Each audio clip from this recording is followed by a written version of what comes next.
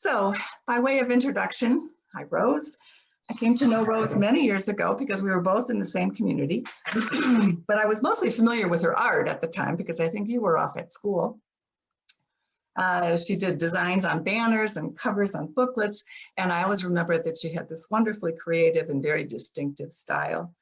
And certainly the community recognized your talent, and you went off to undergrad and graduate school in art. And I thought your graduate school might be a good place to start, because I think when we've had this conversation before, you found that was really the time that kind of focused your artistic vision. So can you talk a little bit, and that was such an interesting time because there was change going on everywhere in the community, in the church, in the world. So it was an interesting time for all of us. But so can you start there and tell us a little bit about that time in your life? Yeah, I think it's probably a good place to start. And because it was a big time of change, the environmental movement was just getting going then. The very first Earth Day was 1970. The women's movement, and also the women's movement in art, huge activity, and especially in Southern California, which is where I went to graduate school, Claremont. And actually Carol Adney, who's on this call from Palm Desert, was in my graduate class, so she knows of what I speak. It was also a highly experimental period in the art world, with conceptualism, minimalism, fluxus art, performance art. It was the beginning of that as well. So you had all kinds of change. And then I, from Monroe, Michigan, the Midwest, went to California, and I was still in the community, of course, but again, the community was in change, and we had changed our habit. And so while I was in California, I wore the IHM blue, but it was a navy blue t-shirt and blue jeans. So Love that. I found out later that some of my classmates thought that I was doing a performance piece and that I was a nun for 2 years. And so it was a really, and I wouldn't say difficult time, but it was a lot of change for me. And so I was trying to kind of find my footing. And one of the things that I did when I was there is I decided that probably the thing that influenced me the most was the environmental movement. And California was really into it. People in California were really into it. And so I had this idea that I would try to narrow everything I owned to one suitcase. I could travel well, and I could move around well. And so I was going to try to narrow everything to one suitcase, but I found out that that's really not possible, and especially if you're an artist. But I still wanted to try to simplify my life, and I wanted to try to narrow my footprint. But again, as an artist, that's a hard thing to do. And so this whole situation, or the whole atmosphere, caused me to kind of make changes and try to find how I could be expressive. But at the same time, I felt like I shouldn't make anything. I shouldn't add to the stuff. I shouldn't, make more stuff. And so I had this idea that I would only use existing things, but I didn't want to go in the organic way, like working with trees and organic things, or junk things. I didn't want to go in that direction. And so at first I thought I would use the simplest things that I could find, that I had every day. And so I thought I would work with the want ad section of the newspaper and just use that. Or I went to the library and I Xeroxed information and made collages with those things. And while those kind of fit the idea that I was working with, in the end, didn't interest me that much. Yeah. And so then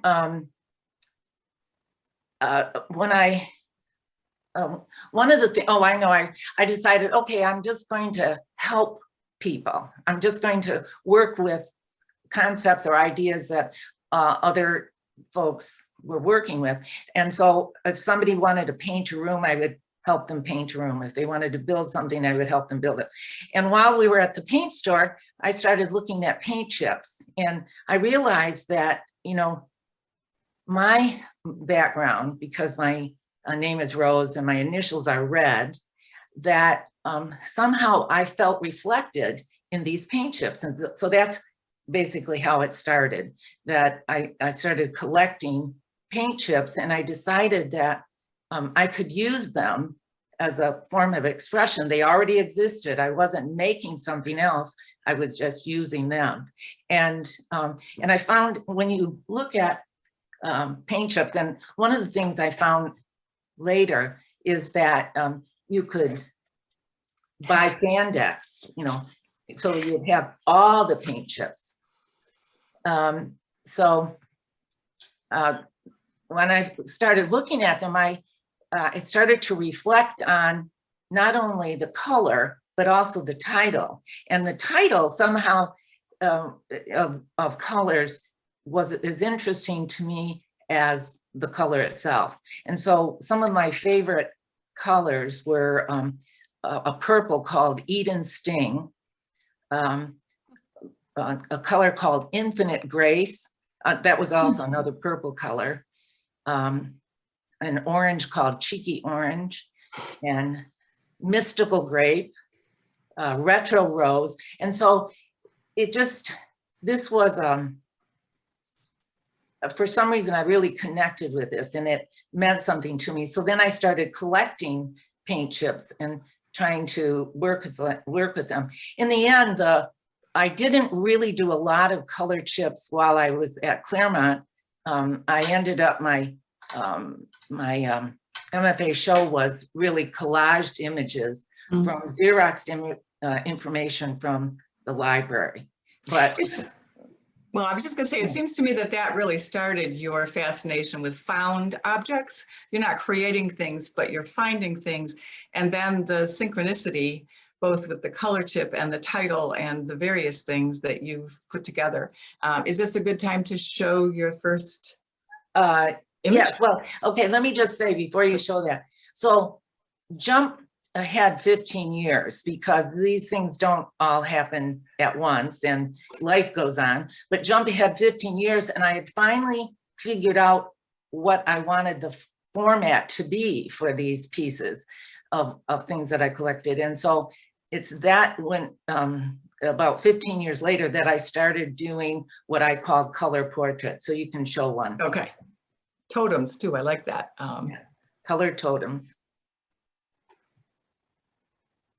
Okay, so this was a color totem. It does reflect, you know, the paint chips from the paint store. It looks like that, but these are basswood, and I think this one's about 4 feet high. And this one is a self-portrait. And so the names of the paint, I'm going to just read through them because you can see, or you can get a sense of how I could write my whole life story with just these names. So Rose Desire, Rose Parade, Rose Freeze, Molten Rose, Midnight Rose, Rose Delight, Retro Rose, Vintage Rose, Gypsy Rose, and Wild Rose. And so it was both the combination of the colors, but it's also the combination of the words that create this portrait. And a lot of times people will say to me, well, you know, you can't see a face, how do you know who it is?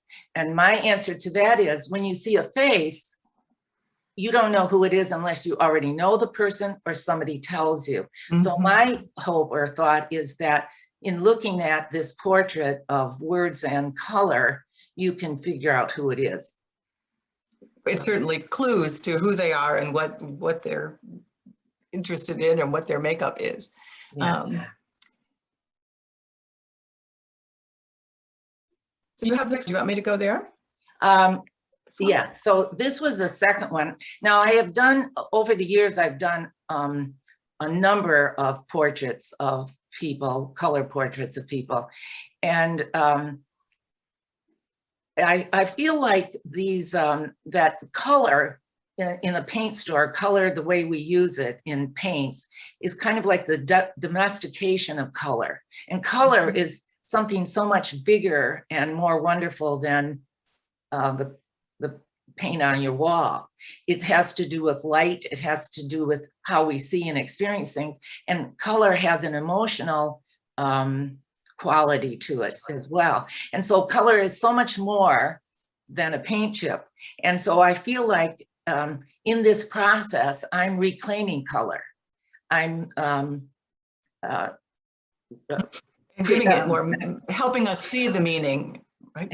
Yes, see the meaning of things. So, and in any case, the exhibit that I did online with Anawim is around kryptonite, and it's called Kryptonite for Protection. And so this piece is kind of the jump off piece from the whole series of portraits that I did to the point in time when I changed the body of work that I was doing to what I call kryptonite for protection.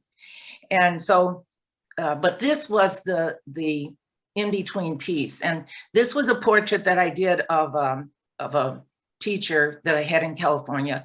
Carol and I both had James Terrell as a teacher. And so I did a portrait of him. And this portrait, I'll read the colors because you can't read them very well, but it also gives you a sense of him. So it's called, the first color is High Flyer. He was a pilot. Quaker Blue, True Blue, Rose Light, Flagstaff, Volcanic Stone, Kryptonite, Claremont Green, and Pomona Green. So when I did the portrait, I had it in an exhibit, and another artist friend of mine looked at it one day and said, why did you put kryptonite on this portrait? And I said, oh, well, that's because he's kind of like a Superman, you know, and so to me, that was a characteristic that came out by using kryptonite. And she said, yes, but think about it. Why would you put kryptonite on a portrait of someone? And I realized at that point, because a lot of times when you do art, you aren't conscious about what you're doing in that moment. It only comes to you later. So I thought about it, and the reason I put kryptonite on is because I said he's a Superman. But if I put kryptonite on the portrait, it's to a portrait. I mean, kryptonite is not a positive thing for Superman, and so right. This evens the playing field. And I realized that I saw kryptonite as a talisman, that it was it protected you. Yes, right. So it was protection. So at that point in time, I started thinking a lot about what that meant to me personally, but I also really more what it meant to me personally, but I also started thinking about all the things that surround us that are about protection. So you can show the next. Okay. Okay, so this is the first kryptonite for protection piece that I did. And this is a fuel line filter. I found it in an auto store, and it was not kryptonite green though. And I brought it home, and so I spray painted it kryptonite green, and therefore it became a super protector. It was already a protector as a fuel line filter, but now it's a super protector. And then I repackaged it back into the same package, but I spray painted the backing of the package a color called Red Alert. And so then I repackaged these things, and I went through a whole series of small packaged items that were protective devices, but I spray painted them and made them super protectors. And so some of these pieces are also in the exhibit that that we have. And I saw the stop this for a minute there. So what I think is so interesting, Rose, is how many things, I mean, I think that one of the things with your found object approach is that what you're finding in the culture and helping us to see the meaning behind it. I know you said before you like to be part of the human conversation, and it seems to me that the conversation around these objects is so interesting. How much we are trying to protect ourselves is pretty amazing, isn't it? Well, as a matter, I mean, when you think about it, almost everything we do is about protection, and especially we're feeling that during this pandemic time. I mean, I have resisted spray painting my masks kryptonite green, though I did think about it at one time. Yes, but yes, that is even heightened, and you saw this before. Exactly. So then once, you know, sometimes this is a very slow process for me, because it comes, you know, the meaning or the idea or the understanding of the piece comes slowly over time. And so I decided some of the pieces that are in the show are also a series of color squares that I did. And they came from the original pieces, in that I decided to, because I'm approaching it more in a conceptual way, I decided to create my own color language by setting some parameters. And so I decided a 12 by 12 inch square would be the color. And then on that 12 inch square would be a kryptonite object.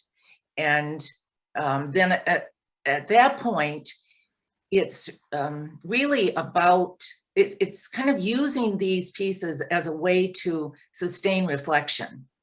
And sustaining reflection is a part of my process.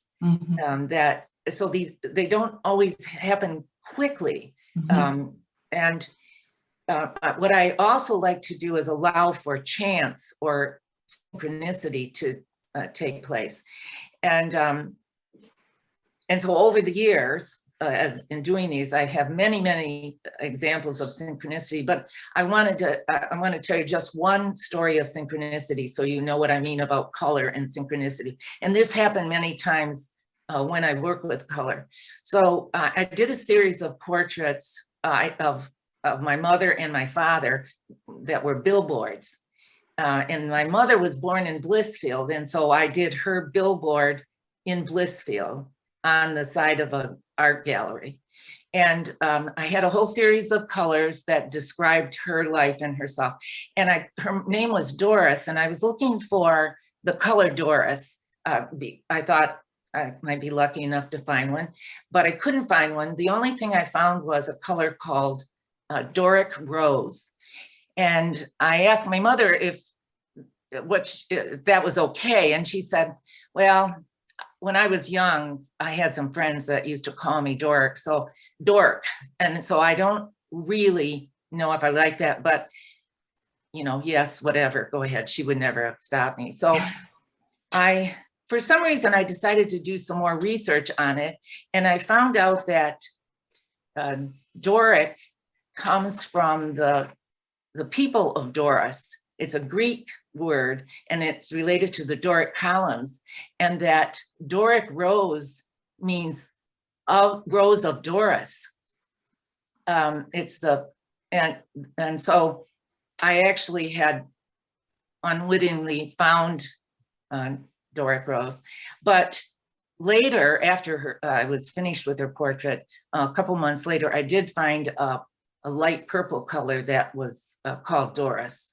And so it's that kind of thing where everything I do, I learn something from it. But it only happens if you kind of allow yourself the time to experience it, to you know, work with the process that you have started, that you kind of establish a process or a practice for yourself. And in doing that practice, things come to you. You learn things, you understand things. Well, I love that story because it seems like it helps your mother reclaim that piece of her identity that had been sort of trounced on by those kids. So the synchronicity, and also when we talked a little before, it was about the limitations that you give yourself as far as even that 12 by 12 color block, or using the names of the color. You don't ever change the names of the color. I mean, you sort of play within those parameters, and then find this synchronicity or the creativity, or how even within those parameters, there are so many possibilities. Can you talk a little bit about that? Well, yes, that you have certain things that you allow or limit yourself to. And I thought when I first did that I was going to set these parameters and I was going to work within these parameters. I thought that would simplify things, that it would make things easier and more simplified, but it doesn't. It actually opens things up because you begin to look and examine and participate and experience at a different level of experience. And that's, in my statement, I think that it was on the flyer, I said, the creative process directly engages chaos. The process of making art is one way to the individual and collective unconscious.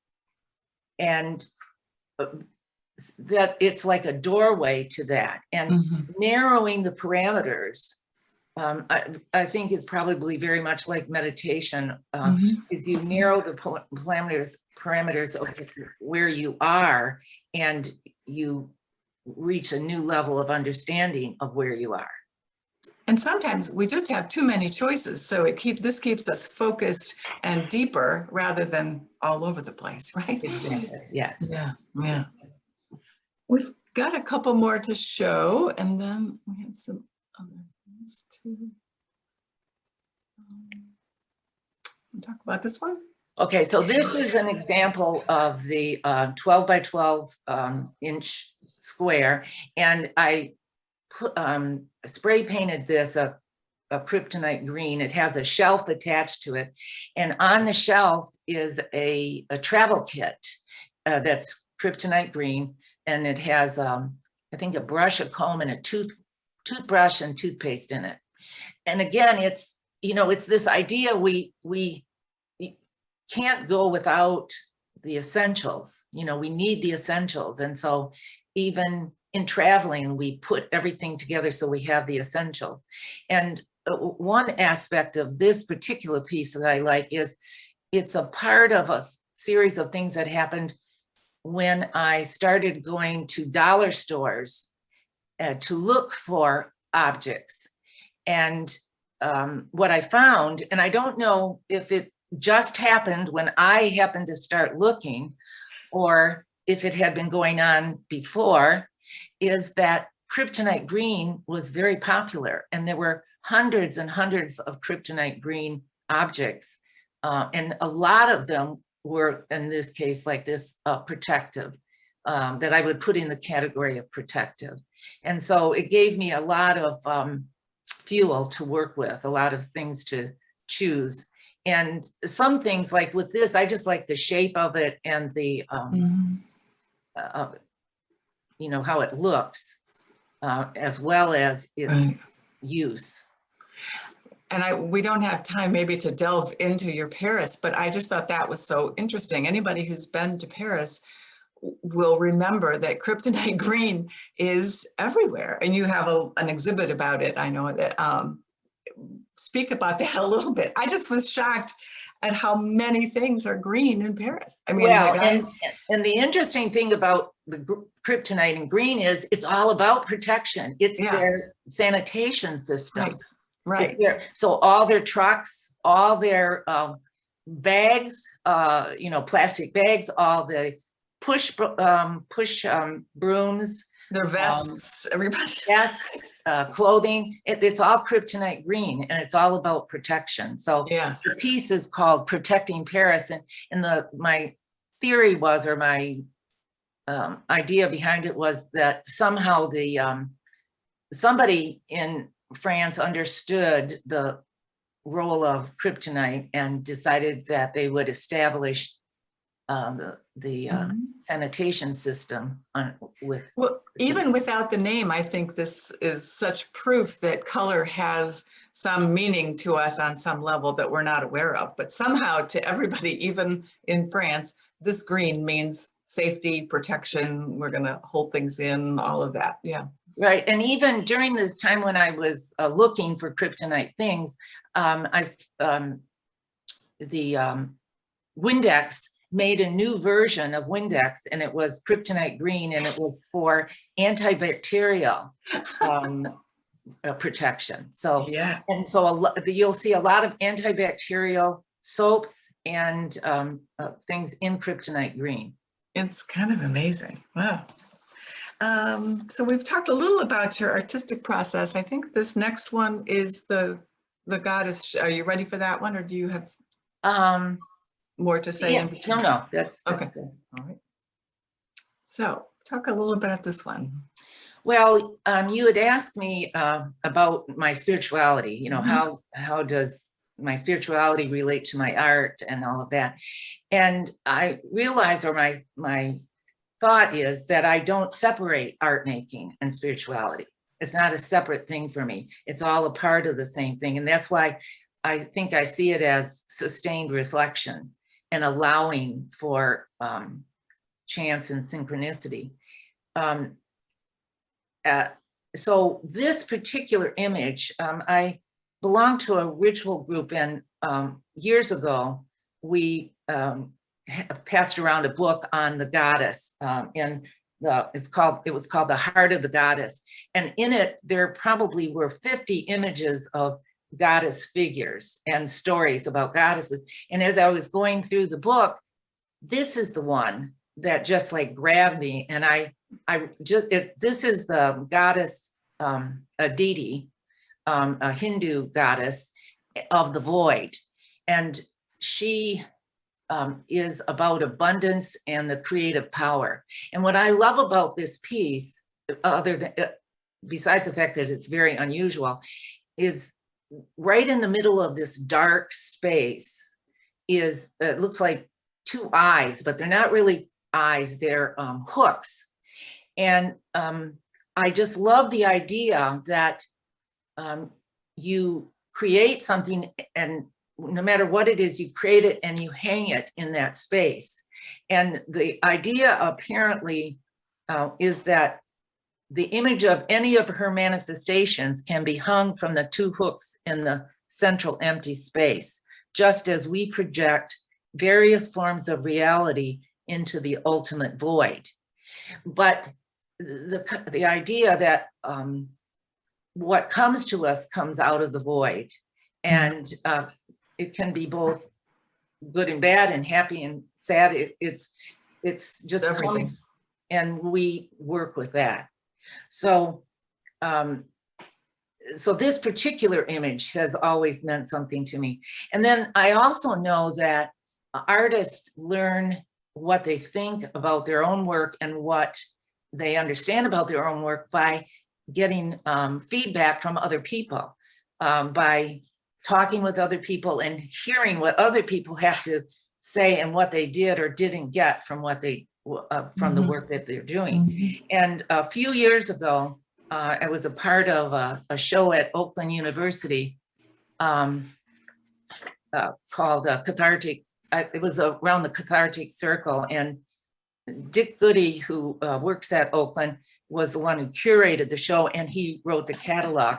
And when I was reading through it, I came across this sentence, which I personally thought hit directly on what I thought about my art. He wrote, "DeSloover's work, which exudes a profound and comforting sense of order and control, is at heart concerned with containing chaos."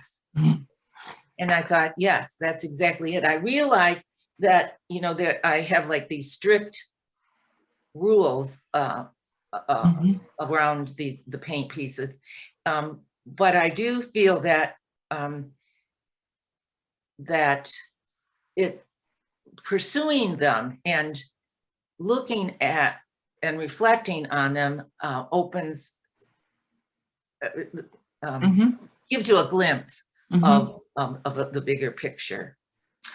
Well, I love that, because this, you know, you've got, it's a paradox of your limitations and your, you know, your depth of your art. But I think you also called this the goddess of the void, that Right. there is infinite possibility. And Right. so you're saying all of this comes to us. We have so much to work with.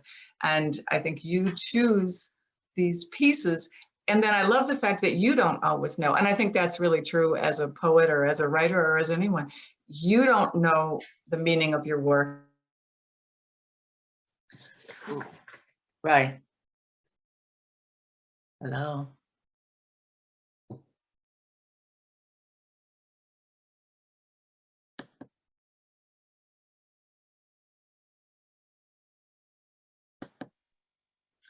Looks like we lost Karen for a minute. Until it gets out. Oh, Yeah. Karen, you froze for a minute. Oh, well, I'll finish what I was Yeah, thinking. why don't you keep talking? Okay. Karen, we lost you Yeah, for a she's minute. back. Yeah, I know. I think I froze up for a minute. Yeah. Yes, did. you did. Well, I was just saying this is such an interesting piece, and that I don't know what you heard then, but this contrast of the limitations and yet the void of and the infinite possibilities. So Yes, and what I think I realize in when I say about getting other people's reactions or understanding of what it is you're doing or how you're doing it is, I do realize that these pieces are revealing, the pieces that I do, the portraits, the color squares, they are revealing, but they also are very veiled, and at the same time. They're obvious and hidden at the same time. And I like that aspect of it too. Yes. I also have to say, all in all, over the last 50 years, because we're talking about 50 years from graduate school, this is not the only artwork that I do. I love to draw, so I have lots of drawing that I do. And I also have some word pieces that I've worked on over the years.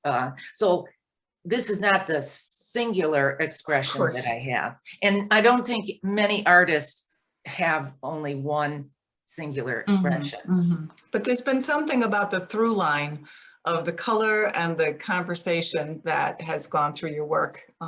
So we have one more piece. Do you want to talk about that one?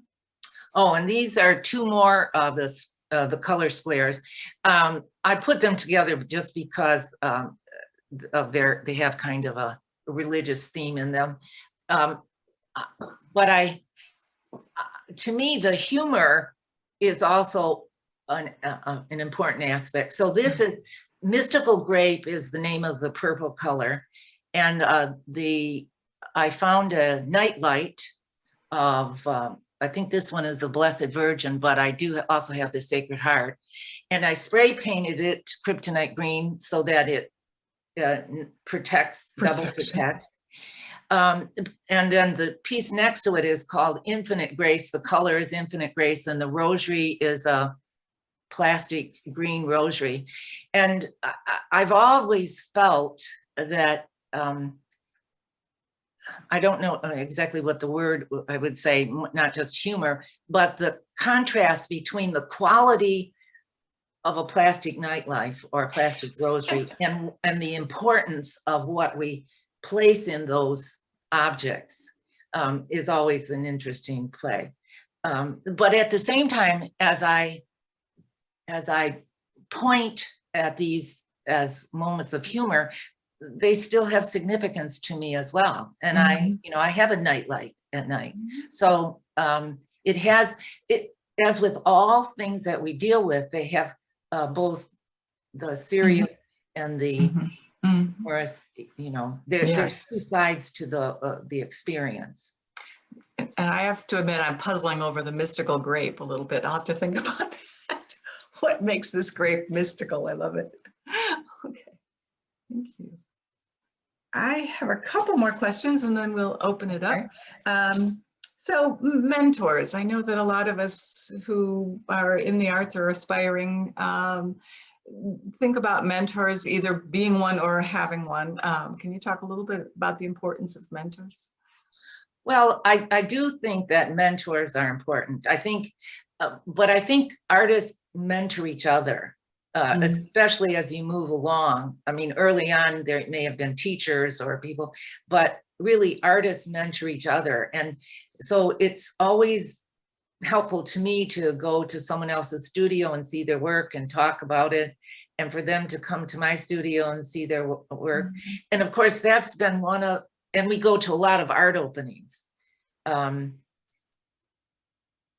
during a normal year. But that's one of course, one of the downsides of the pandemic is not being able to go to someone else's studio or to go to art openings. And so these Zooms and online exhibits start to take on a real importance in a time like this. So so I would say artists mentor each other, and then if you're lucky, you meet someone or a couple of people who really understand what you're doing and they can help you move things along. I think, you know, every art community also needs other writers and other academicians and people who critique. And sad to say, we don't live in, at least in the Detroit metro area, but probably in most areas, we don't live in areas where the arts are covered in a significant way, a way that could teach people about the arts. So. And I know you've been active in the Metro Detroit scene, but again, probably slowed down because of the pandemic, right? But Detroit is getting a reputation for some creative things happening, that's for sure. For sure. But that all got, you know, it's all kind of come to a screeching stop for a while. Oh, I know. But it'll come back. It'll come back. Yes. It'll come back different, I'm sure. So I think that those are the kinds of questions I had. I really appreciate the comment about the spirituality, since Anawim Arts kind of focuses there, but that idea that there's no separation, that your art has been, and I've been an expression of your spirituality. And I think, at least I know for me, sometimes it informs my spirituality as well, because I don't always see what's going to happen as I write or as I do things. And then I realize, you know, oh, that's what I'm thinking. Oh, there it is. So I assume that happens as well. Well, thank you. Carrie, do we have any questions from the...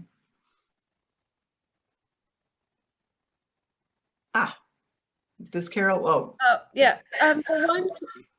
So there is a question before we get to the question that Carol has, and I'll let Carol ask it. But there is just a name about the spelling of the Hindu goddess. The spelling, it's Aditi. It's a Sanskrit word. All right, thank you. And Carol Adney, if you want to unmute and ask your question. Yeah, hi Rose, that was great. I really appreciate it. Okay. What are you working on right now? Do you care to talk about it? Well, you know, it's interesting. Art goes, what you work on goes in, what's the word I'm going to say? It goes in waves. Sometimes I want to do drawings, and so I do a lot of drawing, and other times I do the color pieces that I'm doing right now. But right now, maybe because I have more focused time in my studio, I am doing two things. I'm working with intertwined vines that are intertwined, and I'm drawing them So I'm doing large drawings of them, graphite and mostly in chalk and charcoal, I mean. And then I took those same vines and I'm painting them with house paint, and I'm putting the name of the house paint on the bottom of the vines. And it's an interesting study for me right now, because when you talk about reflecting and sustained reflection, it's about two twisted things twisting together. And if I had to describe my feeling of what has gone on in the last year, not just with the pandemic, but politically in particular, it's this twisting and like not knowing that you're of the same country as someone else, but they have a narrative that is totally different than yours, but you are locked together. And so that's been a kind of one of those synchronistic things where I realize I feel like I'm on the right path at this point in working. Yeah, right. Thank you. Jane has a question. If you want to unmute, that would be great. Rose, in hearing this, one of the things that I was thinking about was the pretty monumental painting in your condo. And I don't see that as a trajectory of your art in other ways. Now, I realize that could just be my own limitation, but could you talk a little bit about where that kind of abstract work has fit into your development? Well, actually, it's not an abstract piece, but it is a layering of three things. Later. And again, that piece comes, remember I said that I do other bodies of work besides the color thing. I do a whole series of drawings, and I can't remember how many years ago, I did a series of what I call house drawings. And the drawing starts where you take the flat layout of your house, and then you use perspective lines and draw it into 3-dimension. And so then the 3-dimension, for the most part, for most homes, becomes a cube. And then that cube shape is the center of that painting. And I did a whole series of things when I was traveling, when I was moving back and forth between Michigan and California. I did a whole series of map pieces where I used maps. And so the line pattern in the painting is a map. And then the background was the environment in Claremont. Rose, I'm gonna sneak in with my own question. We have a couple more that I want to get to, but as you're talking about these pieces, are there places where you can refer us to see some of your other work? Well, I have a website, though the latest work is not on the website, but the house pieces, some of the house pieces are on the website. So if you go, and my website is rosealert.com. Okay. One other thing I wanted to mention, because the last piece on the exhibit, on your exhibit, the last piece is a cupboard, a red cupboard called Kryptonite cupboard. That piece is painted, the outside is painted red alert, and the inside is all Kryptonite objects from the dollar store. And then I have it lit inside, so it kind of like glows Kryptonite. That piece is actually a part of a large, another series that I call the Red Alert series. And it started with, I don't know if you can see this. Can you see that at all? It's a red square. It's a red square, and the middle is a green Kryptonite word that says fracking. And then down here is the color Red Alert. And so it's really an environmental series about we just have to be on the alert, and we're really not. Right. But at some point we may be forced to. Even some people already are being forced to come to terms with the environment on a daily basis. Right now in Michigan we aren't, but who knows? Well, there's water. There's a water issue, Yes. that for sure. That's been clear. Yeah. Ken, I think, has a question. All right. But I was wondering if you've ever run across another artist who uses kryptonite green as much as you do. Well, as a matter of fact, I haven't run across another artist, but someone sent me an article. I have to say, when I get to a point where I think I'm going to do something, well, let's stop. I'll go back to what I was saying.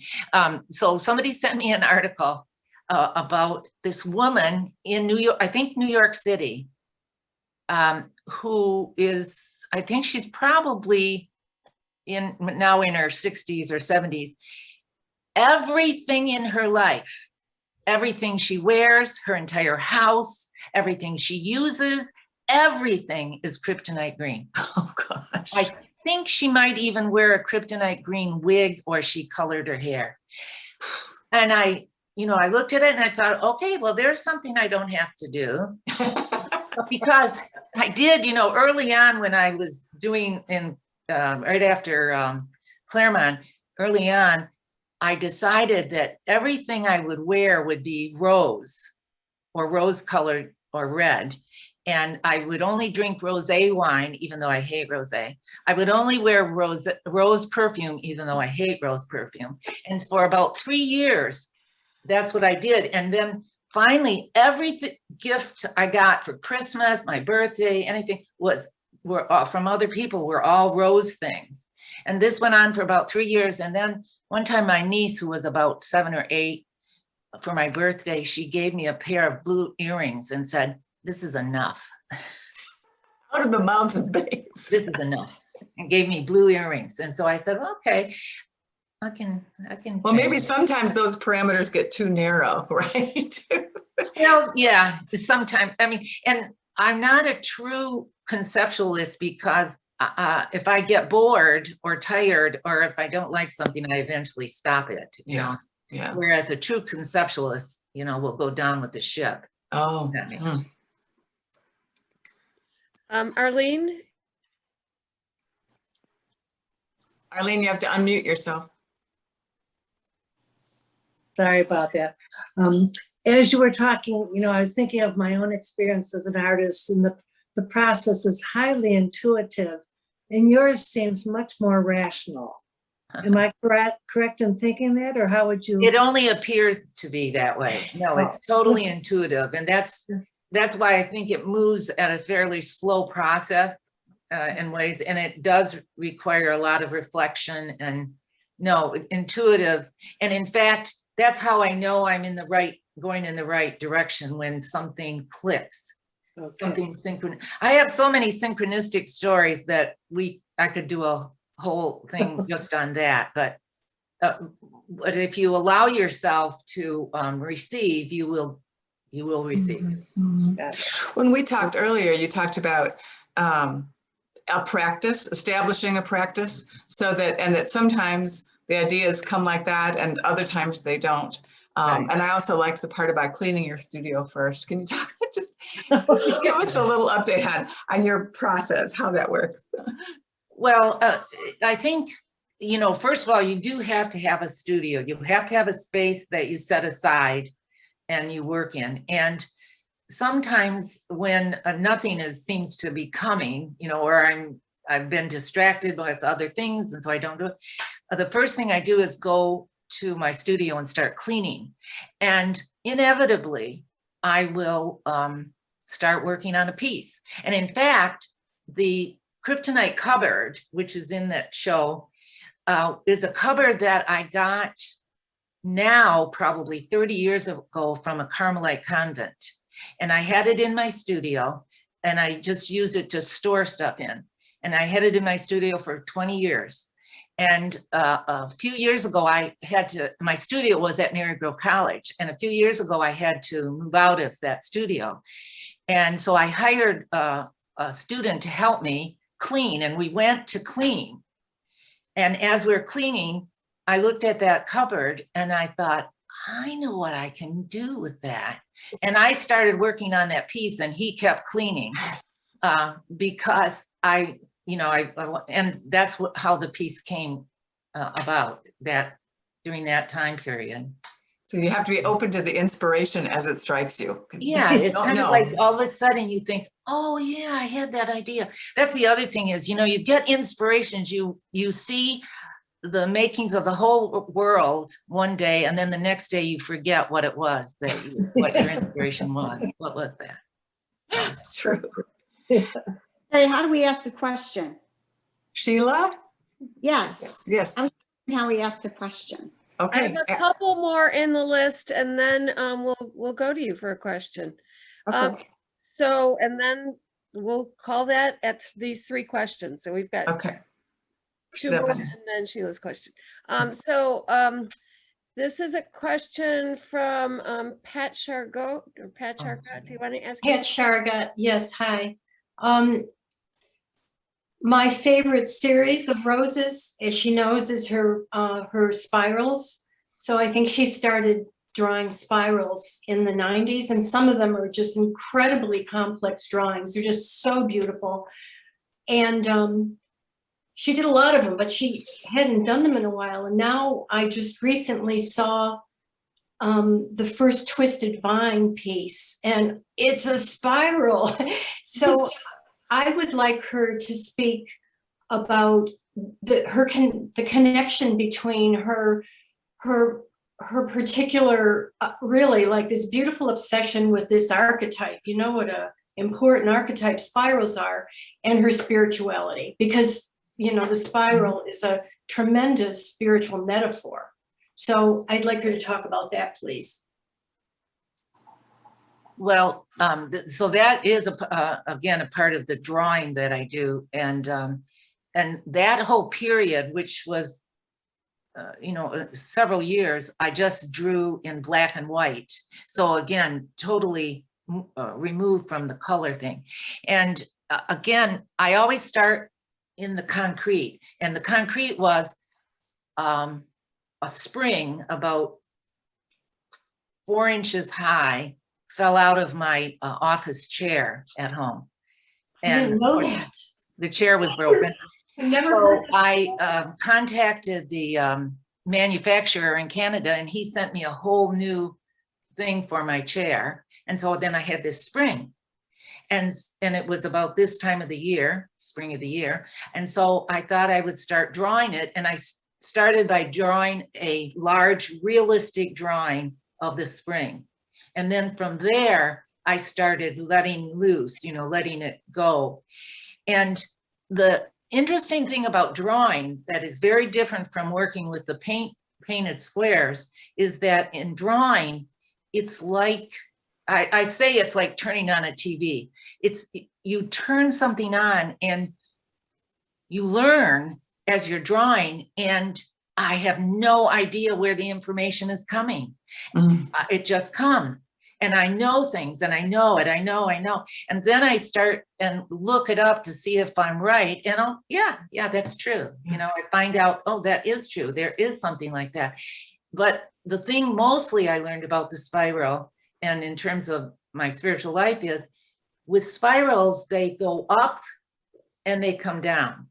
And when you're in a spiral, you never know where you are in the spiral. Are you at the top? Are you at the bottom? Are you going up? Or are you going down? Those are things you have to kind of reflect upon and say, okay, right now, I'm going down. And so, or right now I'm going up. But and as Pat said, they became very organic and very moving. And the only thing I didn't really take them in the direction of a tornado, because there happened to be, was another artist in Detroit at the time who was doing a lot of tornado spiral kinds of drawings and paintings, and I didn't want to, you know, go in that direction.